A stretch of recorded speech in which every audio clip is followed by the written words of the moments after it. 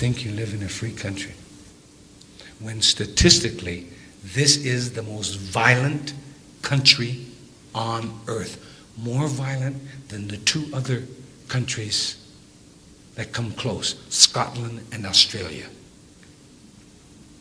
And it's more than twice more violent than either one of those countries.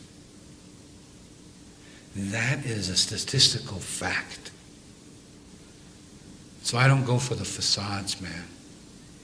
I don't go for the Orwellian reality.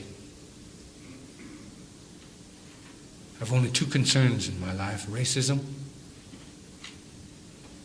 and freedom.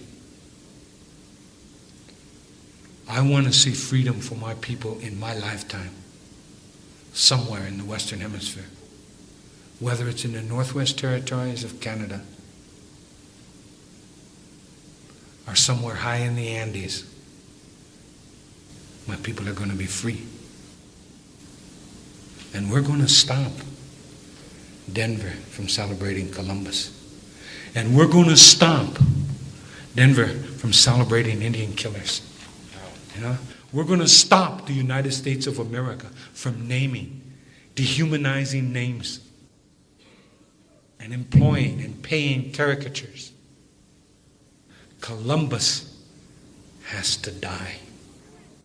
After 500 years, kill him!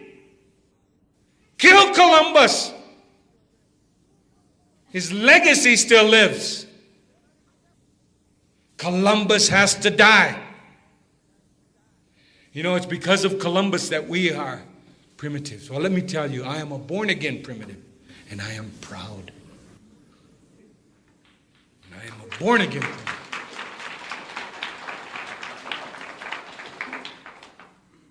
His legacy, that we are not human beings. You know, it wasn't until 1898, less than a century ago, the Pope declared us to be human beings. 1898.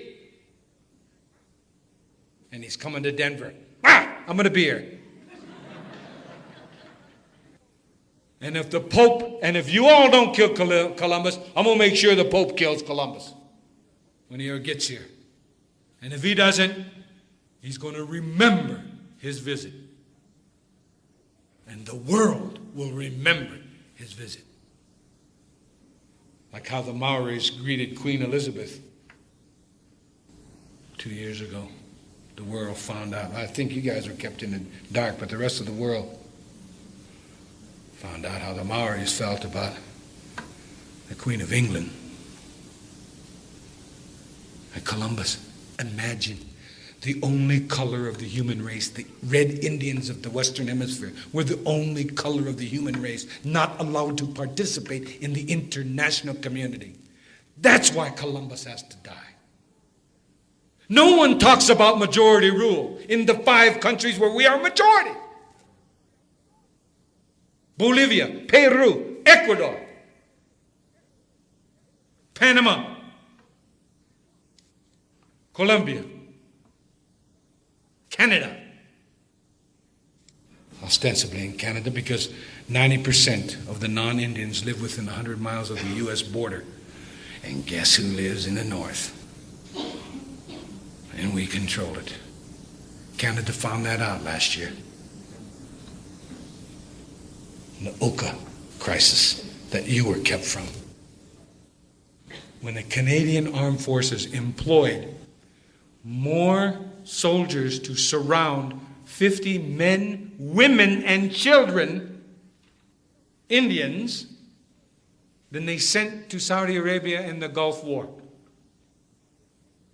That's how serious the indigenous threat to industrial America is.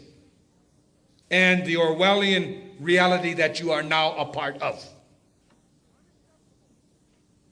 It's unacceptable that the legacy of Columbus keeps my people from sitting at the table of the international family of nations, when all the rest of the sacred colors of the human race are there. Black, brown, yellow, white. We're missing. In 1900, they estimated there were approximately 250,000 Indians left in the continental United States and Alaska. 99.9% of that 250,000 were traditional Indian people. Now, according to the U.S. Census, who defines us by blood quantum, only 2 other countries in the world do that. One is past, Nazi Germany and South Africa. They say there are approximately 2 million Indians left in America, and there are less than 400,000 on the Indian reservation. Of those 400,000, there's less than 30,000 that are traditional Indian people. So the genocide is almost complete. In 92 years, we've went from 250,000 to less than 30,000. It's unacceptable. That is the Columbus legacy. To celebrate the first transatlantic slave trader is beyond me.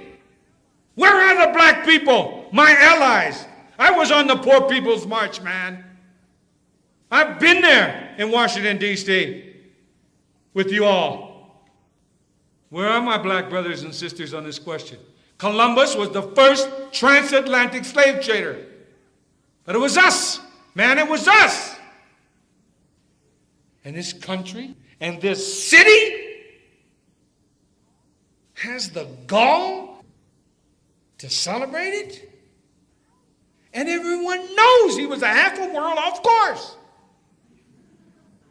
I mean, that's buffoonery, man. You can't be more off course than a half of a world. How can you celebrate a clown like that, man?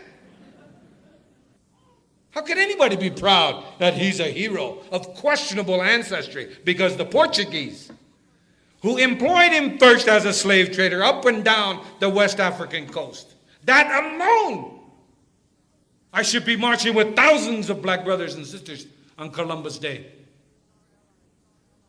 Where's our allies, man? Where's the Catholics? Huh? Where's the Mormons? Huh? Where's corporate America, whose land they're getting rich off of? Can't they say thank you? And say no more Columbus Day, no more Redskins, no more Braves, no more Indians riding a spotted pony around a football stadium dressed in my ancestral heritage? Stanford and Dartmouth, to name a few, along with University of Oklahoma, got rid of their names and their mascots. After I sued the Cleveland Indians baseball team for their racist, dehumanizing, derogatory symbol Chief Wahoo in 1971. You don't think that's an issue, Andy Rooney? Andy Rooney doesn't think that's the issue. The only time I have ever received hate mail was when I sued the Cleveland Indians baseball team for racism. I didn't even get hate mail from the leftists when I fought against the Sandinistas, man. But I got hate mail from the sports lovers of America. The ones that fill the stadiums, man. Now I know the 4 sacred colors that are primary. All colors are sacred. But in the Lakota way of life, we have 4 primary colors: black, red, yellow, and white. They represent the 4 quarters of the universe, the 4 winds, the 4 points, the 4 seasons, the 4 ages of the world, the 4 ages of the human being. Those colors represent medicine, health, well-being, spirituality.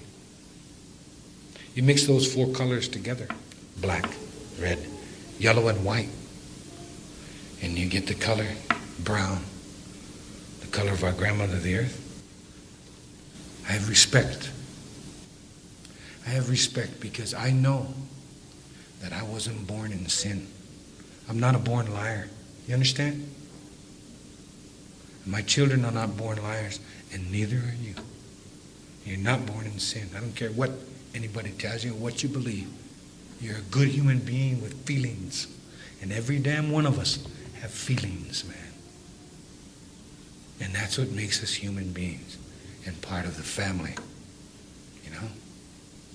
The hawks and the eagles don't integrate, but they have respect. The hawk flies lower and stirs up the world beneath it, so the eagle can see a little bit better. The black widow spider has respect for Daddy Longlegs, and they get along. The rattlesnake for the garter snake. The birch tree for the evergreen. And you go on and on throughout life and you find out that female-male balance. But you understand that we are no different than they are. And you understand that we're all born with feelings, man. The same feelings. The same pain. The same joy. So again, in the words of Chief Seattle, tribe follows tribe and nation follows nation. It's like the waves of the sea. It's the order of nature, and regret is useless.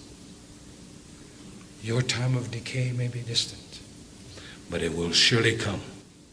For even the white man's God who walked and talked with him as friend with friend could not escape our common destiny.